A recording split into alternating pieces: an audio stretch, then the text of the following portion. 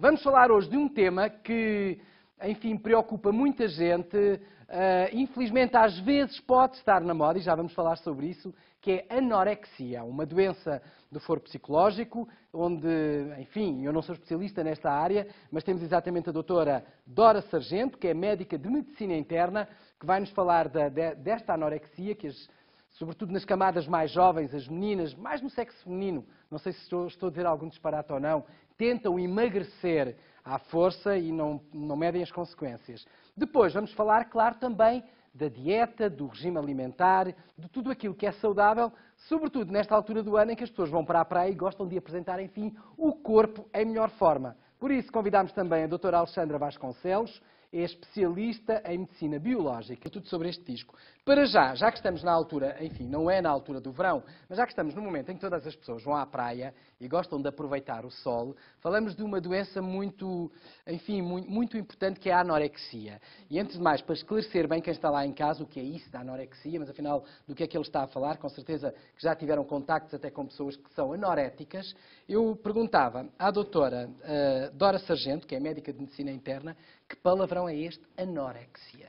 É um palavrão um bocadinho complicado nós gerirmos, porque a anorexia, todos nós, em alguma fase da nossa vida, temos um componente de anorexia porque evitamos de comer alguma coisa, porque não queremos engordar, porque vem o verão, porque temos um casamento, não queremos vestir aquela roupa, portanto, e quando isto é neste contexto, esta anorexia estará associada a um comportamento perfeitamente normal, pronto, que acho que é uniforme.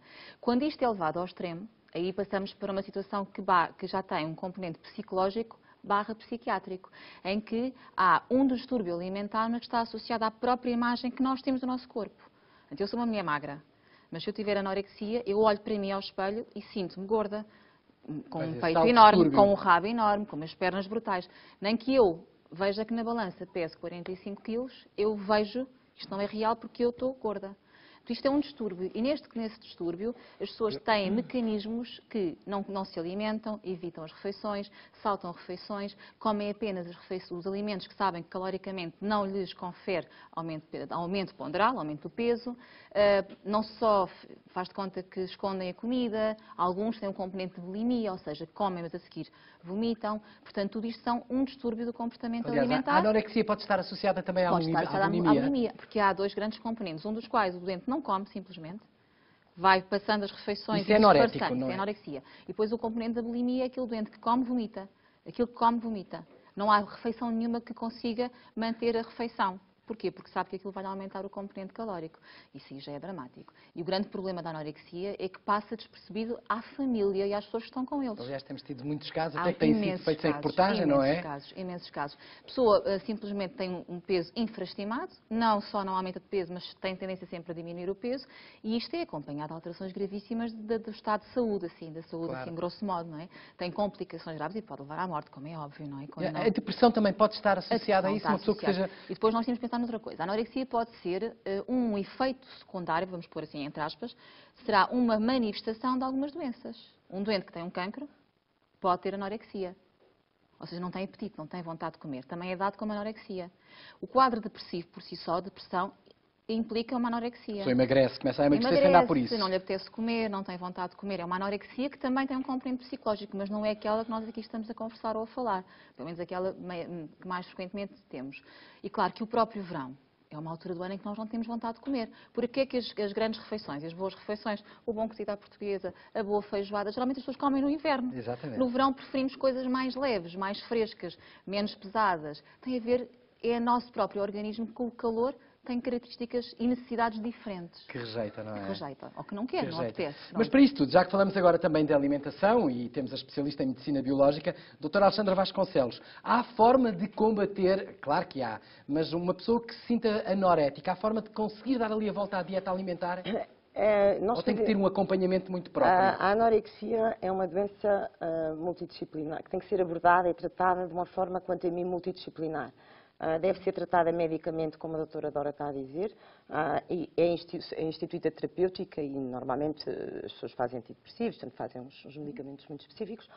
O que nós fazemos, e a minha abordagem em termos de medicina biológica, porque a medicina biológica nós damos armas ao corpo para nós próprios conseguimos ultrapassar algumas das situações.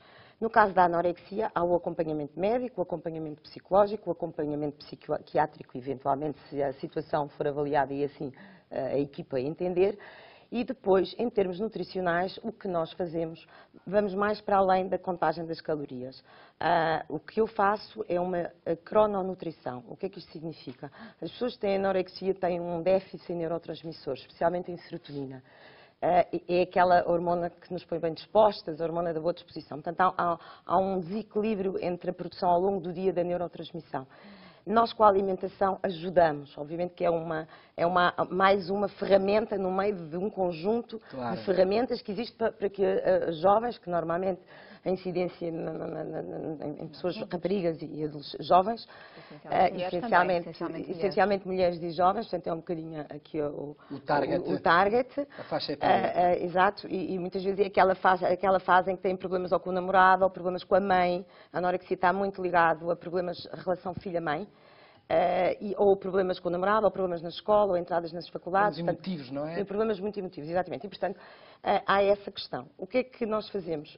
Em termos de alimentação, temos uma alimentação muito específica, em que, por exemplo, só para dar um exemplo, tiramos as proteínas da noite, não deve ser dado carne à noite nem ovos à noite, porque isso interfere com o tal os neurotransmissores. Para as pessoas perceberem, os neurotransmissores são substâncias que nós produzimos e que fazem com que nós de manhã consigamos ter energia é o arranque, por exemplo, é uma dopamina, de manhã é o dia.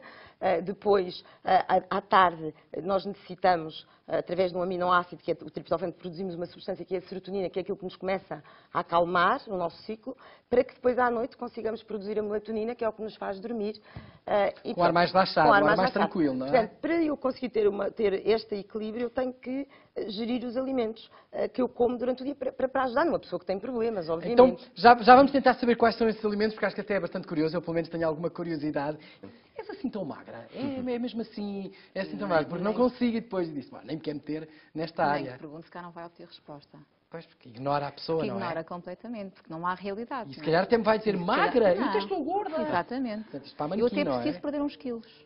Não é? Por norma é isso. Eu acho que tem a ver, mas como dizia a doutora Alexandra, isto tem a ver com, essencialmente, a faixa etária, são os adolescentes, também que se começa a ver agora numa fase, na pré-adolescência, na criança que tem conflitos com o pai ou com a mãe, ou que o pai se divorciou, que portanto, são casais separados, e também muito na fase da faculdade, da escola, porque há um estigma do gordo, portanto, que isto está sempre, as crianças são muito violentas umas com as outras, não é?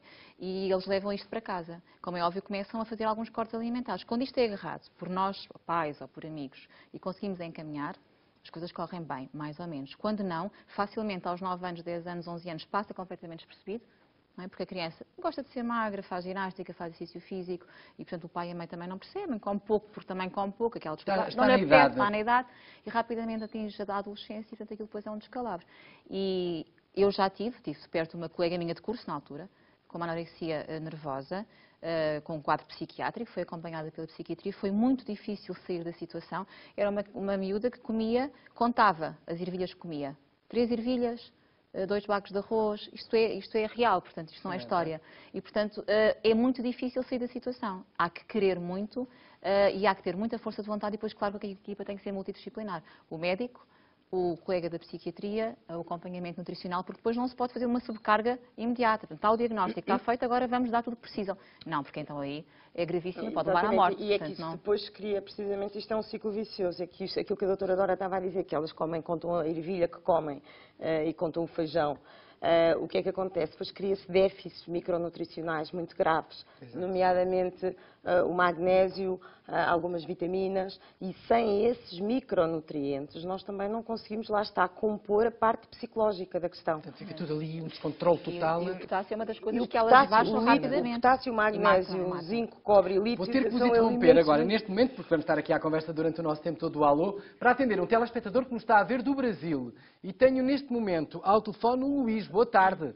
Boa tarde e para o Brasil, Luís. Alô, Brasil. Ai, não me digam que o Luís já estava a esperar um tempinho e que desligou o telefone. Vamos tentar restabelecer esta chamada com o nosso telespectador que nos via no Brasil e provavelmente, se calhar, tinha alguma questão a colocar aqui aos nossos convidados pela rádio. Já temos o Luís que nos vê do Brasil. Luís, boa tarde. Alô. Alô, boa tarde. Boa tarde, Luís. Boa tarde. Antes de mais, muito obrigado pelo seu telefonema. Peço desculpa porque se calhar esteve aí um tempo a mais à espera e depois acabou por cair a chamada. Mas já está. Normal, legal, tudo bem. De que sítio é que nos vê? Do Brasil? Oi? De que sítio? Mas tenho que falar pausadamente, abrir as vogais. De que sítio é que nos vê do Brasil? De que região? De que estado? São Paulo. São São Paulo. Paulo, capital. Certo. É a primeira vez que nos liga, Luís? É a primeira vez. Muito bem. Português, descendente de Portugal, brasileiro? Pergunto-lhe. É português? Sempre português. Ah, pronto, pronto. Já como fala com sotaque, já pensávamos que era brasileiro mesmo. Não, mas eu já estou aqui há 52 anos. 52 anos? Parece um jovem Já. a falar. Já, há 52 anos. Eu vim em 62. Vem em 62, 52 anos. Exato. Vem em 62? Não, eu vim para o Brasil em 1962. 62, certo. 66. É. Nós aqui falamos... 62, não é a meia do pé, é a meia. E, É seis. e habitualmente vê o nosso programa, Luís?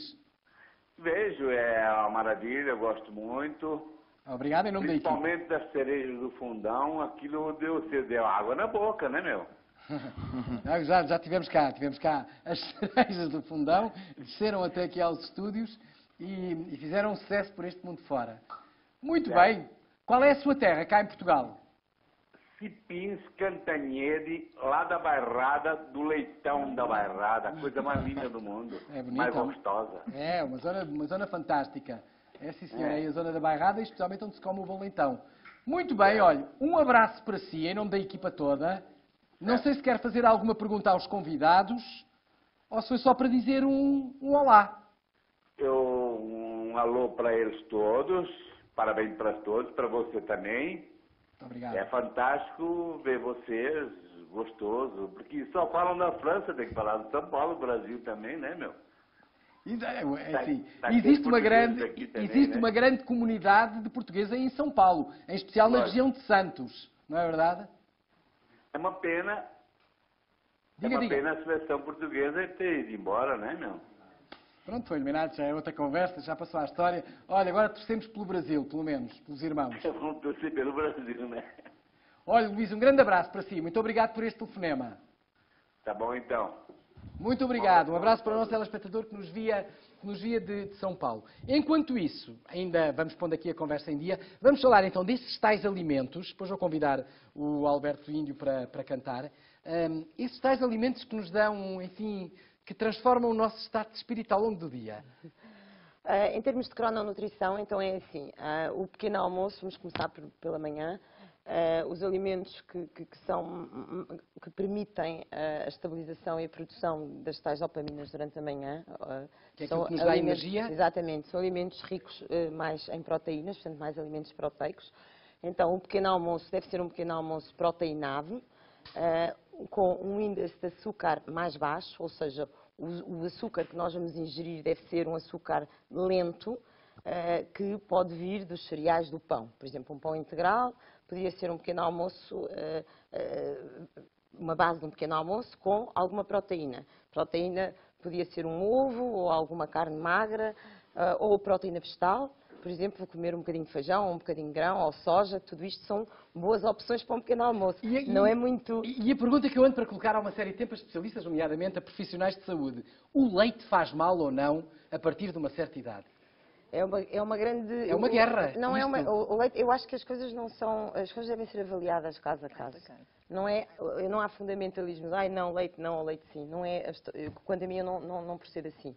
Deve ser avaliado. Por exemplo, se há pessoas que o seu conteúdo enzimático ou o seu conteúdo de bactérias e micro-organismos não produz uma enzima que nós precisamos, que é a lactase, para metabolizar a lactose do leite, aí o leite não vai ser metabolizado, vai-se manter na parte gástrica e, portanto, não vai ser bom. Não vai digerir e vai dar uma reação, uma libertação de uma imunoglobulina, uma reação não boa. Se a pessoa consegue digerir, não tem problema nenhum. Não tem problemas de enzima em leite. Exatamente. Não, é como Portanto, depois há mais uma questão, que muitas vezes as pessoas centram muito o leite na lactose. O leite tem proteínas que muitas vezes nós também não conseguimos digerir. A caseína do leite é uma proteína difícil de digestão. Se as pessoas, o que é facto é que a maioria dos adultos já não possuem este conteúdo e esta capacidade digestiva. E então aí vão ter que reduzir ou eliminar. Eu até nem aconselho a eliminar na totalidade, porque muitas vezes nós depois ficamos sem capacidade, ficamos muito mais sensíveis. Portanto, acho que convém e que deve ser feita uma redução. É que eu gosto de beber leite e toda a gente diz, a partir de uma certa altura já nem devias beber leite. Se gosta e se tolera, deve continuar a beber. Porque senão já havia uma reação do meu corpo a dizer por norma, que a intolerância à proteína do leite, à lactose, é mais precoce nas idades, em idades mais jovens. Pode surgir um bocadinho mais para a frente. Mas a partir de uma certa altura, como dizia a doutora Alexandra, nós deixamos de ser capazes de produzir enzima que degrada. E, portanto, desde que não fiquemos baixa da sensação de infartamento, má digestão, não conseguimos, desde que isto não nos implique para nós uma alteração do nosso estado de bem-estar, que ao fim e ao cabo a alimentação tem que ser um bem-estar, não temos por deixar de beber o leite. Há pessoas mais velhas que bebem o leite por aquela noção de beber o leite por causa do cálcio. Não vale a pena, porque a cada altura já não, o cálcio que vem no leite já não nos serve para nada, não é? Exatamente. O leite tem muitas questões negativas. O leite acidifica. Por exemplo, as pessoas que têm úlcera e bebem leite ficam piores. As pessoas que precisam de cálcio e bebem leite estão ácidas é pior. Portanto, há muitos fatores, a partir de uma determinada idade, que nos leva a restringir muito o leite. E também há muitos mitos, não é, em relação a isso? Há muitos mitos, mas na generalidade, os estudos mostram que 80% da população não tolera o leite e não precisa de leite. Nós, nos legumes, temos tanto cálcio ou mais do que no leite. Pois. E o leite tem uma particularidade, além de nos inflamar, acidifica o nosso corpo.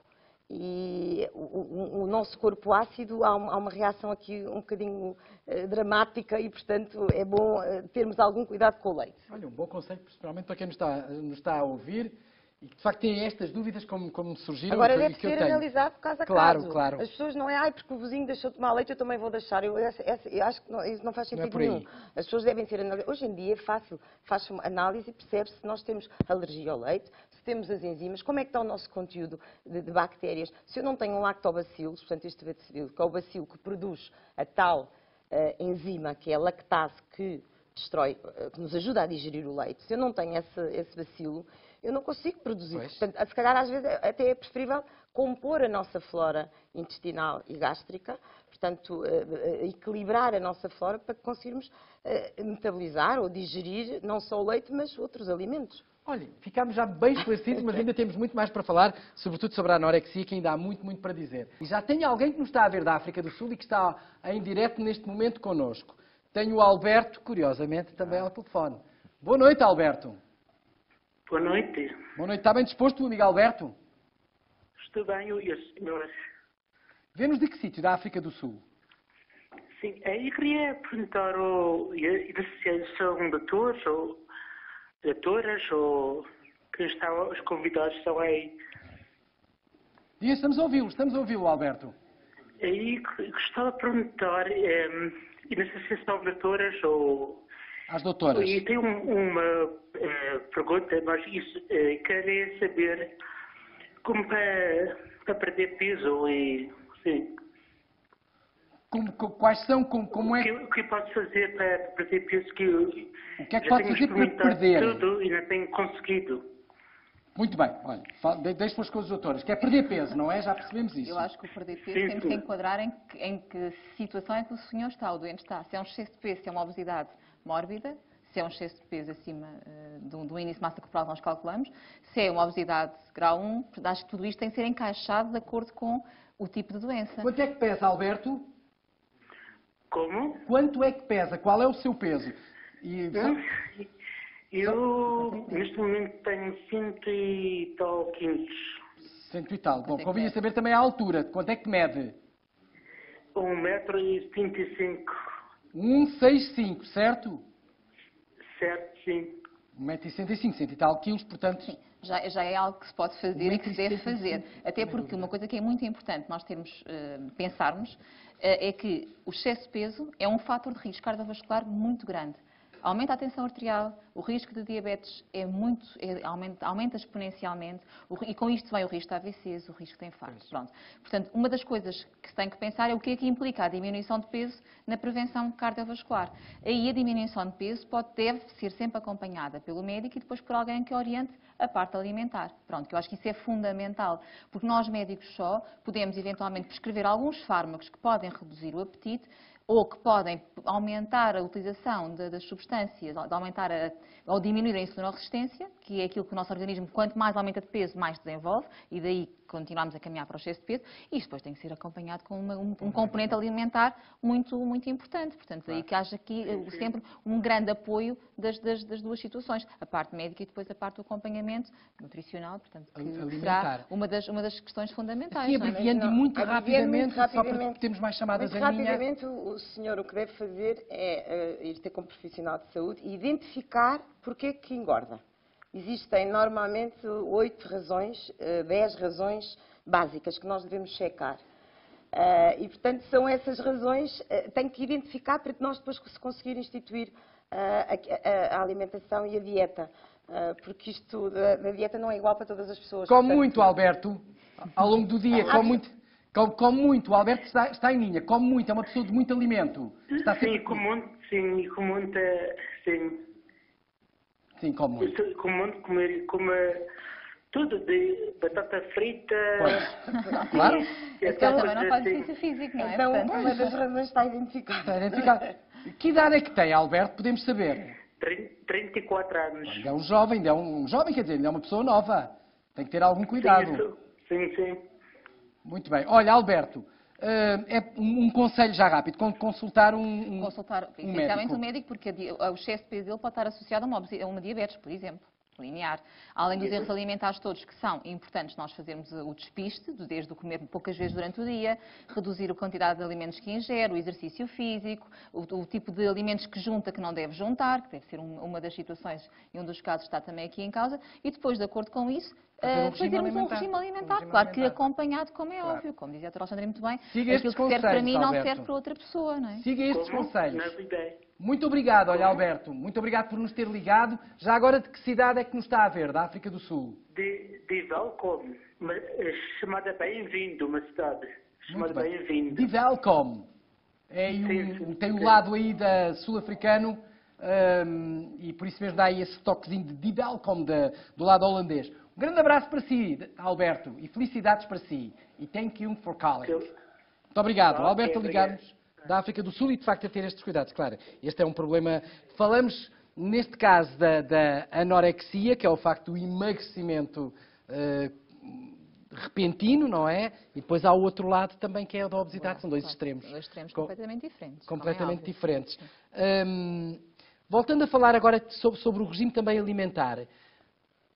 Porquê é que os idosos, não sei, há este mito também, morrem muito mais no verão do que propriamente no inverno?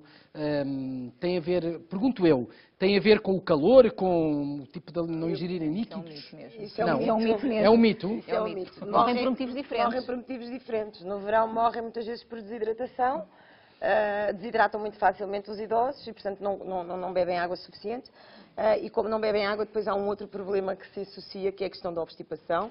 E se calhar a doutora Dora deve, nas urgências, apanhar idosos muito... E num idoso uma obstipação... A doutora Dora daqui a pouco sai do programa e vai para as urgências do Hospital Santa Maria, logo. Os idosos comem, não têm uma alimentação, a maioria não tem uma alimentação rica em fibras e, portanto, não toleram uma série de alimentos. Muitos deles estão sozinhos, não é? Muitos deles estão Fazem sozinhos. uma alimentação incorreta. Há muita desidratação, a desidratação provoca obstipação e, portanto, no verão são estas causas...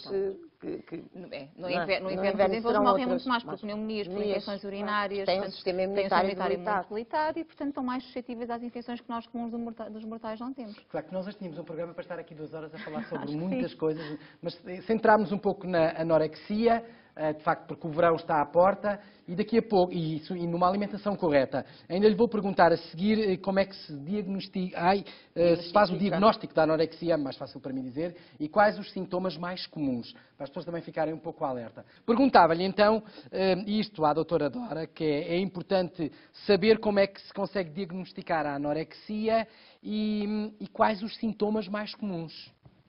Eu acho que a anorexia tem que ser um diagnóstico sobretudo clínico. Claro que depois temos avaliações que podemos fazer, mas uma das coisas mais importantes é estar atentos aos nossos adolescentes e às pessoas com quem nós lidamos, que são pequenos indícios que nós pais e familiar podemos detectar com quem estamos. É o comer fora da cozinha, é o não comer em social, é nunca lhe apetecer comer, portanto isto são indicadores da anorexia. Depois temos uma outra coisa que é a perda de peso, que é acompanhada disto. Depois, há sintomas que são muito próprios e que as pessoas podem não nos verbalizar, mas que faz parte da clínica. Desenvolvem o pelo, que não teriam nas crianças, quando nascem bebés, têm aquele pelinho muito ralinho, que a gente costuma chamar o pelinho, que depois perdem. E há como que um retroceder desse pelo. Não é o pelo normal da mulher nem do homem, é um análogo, que se chama um análogo, é uma pelosidade fininha. Há o cabelo mais frágil, há cansaço, há uma certa astenia, ou seja, não tem vontade para nada. Pois. Acompanhado de tensões arteriais mais baixas, frequências cardíacas mais baixas, alterações menstruais. Por exemplo, a mulher fica em amenorreia, ou seja, não tem período menstrual.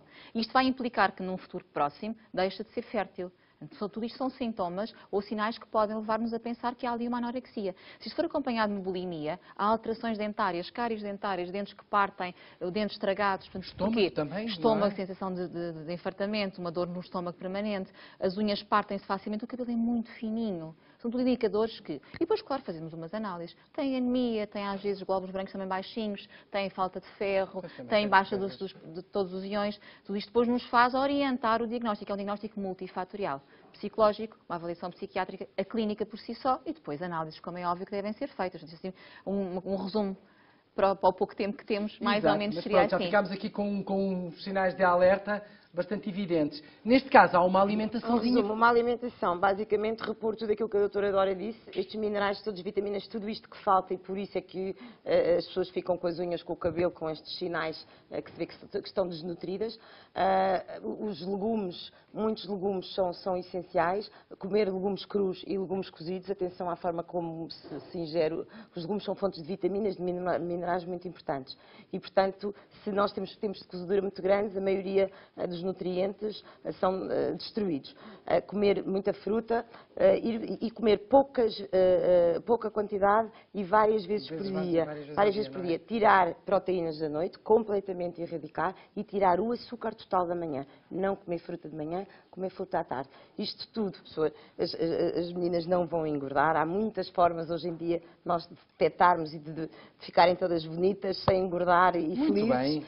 E, portanto, acho que não é complicado. Dos conselhos, claro. E acho que estaríamos aqui o tempo todo, entrávamos pelo Jornal da Noite adentro a falar exatamente de muitos dos conselhos.